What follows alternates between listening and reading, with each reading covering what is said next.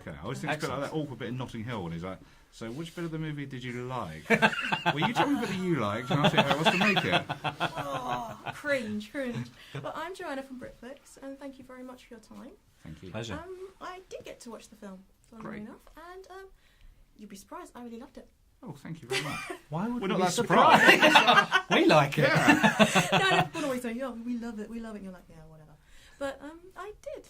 I actually I spent a lot of time laughing and just cringing and laughing because it's good to see, being a Londoner, seeing that kind of film and seeing how kind of two very different styles collide. And I can't help it. I love old school cool. It's just, I don't know.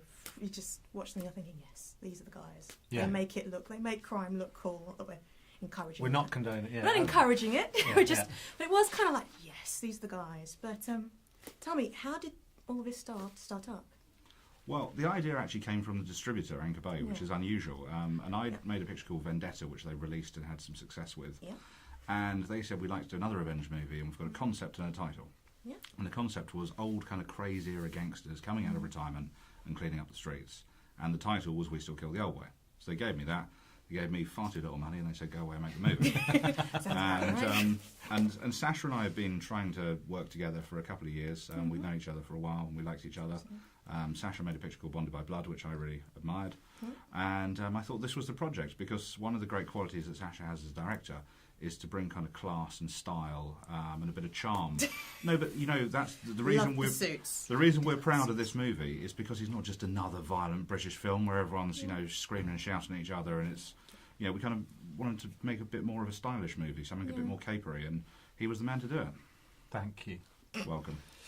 No, and I mean, I love the concept of, because obviously I've done Bonded by Blood, so I'm with many people and kind of going, not another British gangster movie unless there's a reason for it. And I just really like this concept that they were coming out of retirement and that they did things a different way to modern day criminals, shall we say. And as you say, there was a certain class to that.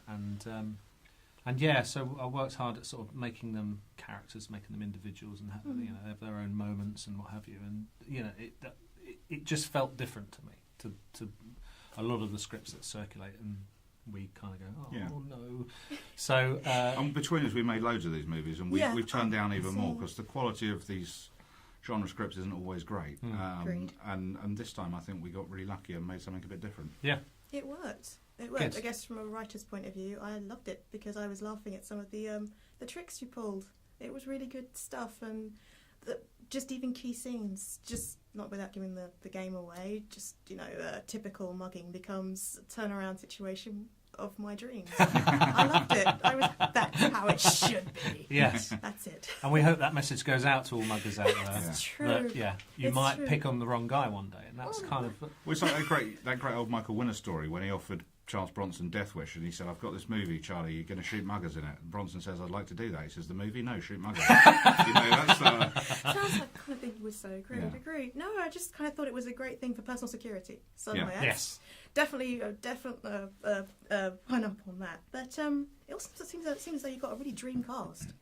I'm sorry, I mean, I knew most of the names on there straight off, and I was already happy. I was beaming because Yeah, well, so were we. Imagine when we got them. We were doing cartwheels around the office. It was great. When they all said yes, it was like, that's worked out. How did you pull that off? That just doesn't happen. Just a lot. We got them drunk. Yeah, we got them drunk. Took out really nice lunches. I can believe. You know what, Stephen did us such a big favour because it wasn't the biggest part, and he came and did it, and it was really late at night, and what a fantastic guy. And all of them, the cast was a mixture of people that I know, people that Sacha knows, and some people who were completely new to us, like Ian Ogilvy, complete hero. Yeah, but he was a very happy, sort of stroke of luck, wasn't he? Complete. And I had to have this Skype call because he lives in LA, and had this Skype call where he seemed to be trying to talk himself out of the job all the time. He'd seen our other movies. Yeah.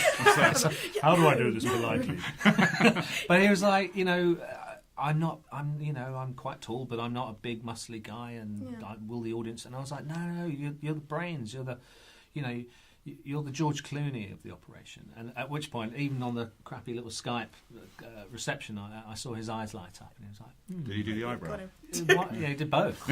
George Clooney. You got the eyebrow. You got the eyebrow. That was it. He was in, and that was brilliant because, as a young boy, I look back now and remember watching The Saint, and it's one of those moments when you meet him and you're working with him, you're going, if I could tell my 8-year-old self that I'd be directing this dude, it would just blow my mind. So, it was fantastic. It was a lot. That casting this movie was a bit like going to the toy box of all your favourite movies and getting out the toys and playing with them, because we had so many brilliant people, didn't we? Yeah.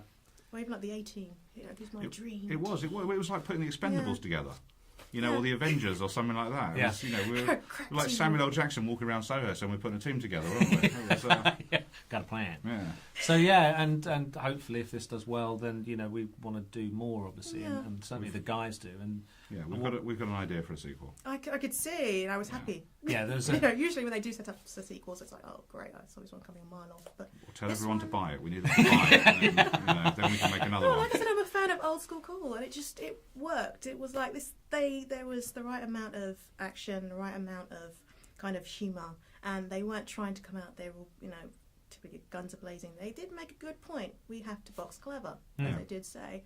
And I even like the touch where they even actually said, the problem with you guys is that you actually have so much optimism. I love your optimism, which is hilarious, because by comparison with kind of their way of doing things, what optimism? It's all about respect, as Stephen and Tony did say. Our world is about respect. Theirs is this kind of weird invincibility, this idea of being optimistic that we're going to get you, we're going to do this. Yeah. And yet we deliver our promises. No, I thought that's something that I felt was really important for the youngsters. Yeah. Because I see it on the streets of London, and just they have a swagger about them that they think they're invincible. They think they're never going to die. And I thought it'd be interesting if they just turn the wrong corner and pick on the wrong person. What as we saw as they did discover, and that's, and for the audience there's a certain, again, we're not saying yay be a vigilante, but for the audience of a piece of entertainment like this, there's a certain satisfaction there where you feel like, good, at least the bad guy got brought down. The other bad guys, kind of, or retired bad guys. That's the best part. They're not heroes. They're not. No one's entirely innocent, apart from maybe one or two. They're actually, it's ironic seeing the former villains taking on the hero. They're not. The best part is they're not absolutely bad, not absolutely good, which is entirely realistic and entirely London. They're more interesting that way. Characters who are whiter than white or blacker than black, it's just boring. But when there's a grey area and you kind of, because that's, as you say, that's real life. No one is a saint. A saint. Or the saint. Although you had two. I have to admit, you had two with Stephen and Ian. It's true. Yeah. Enough, but thank you very, very much. Thank you. Thank you very much. I hope there is a sequel. So do we.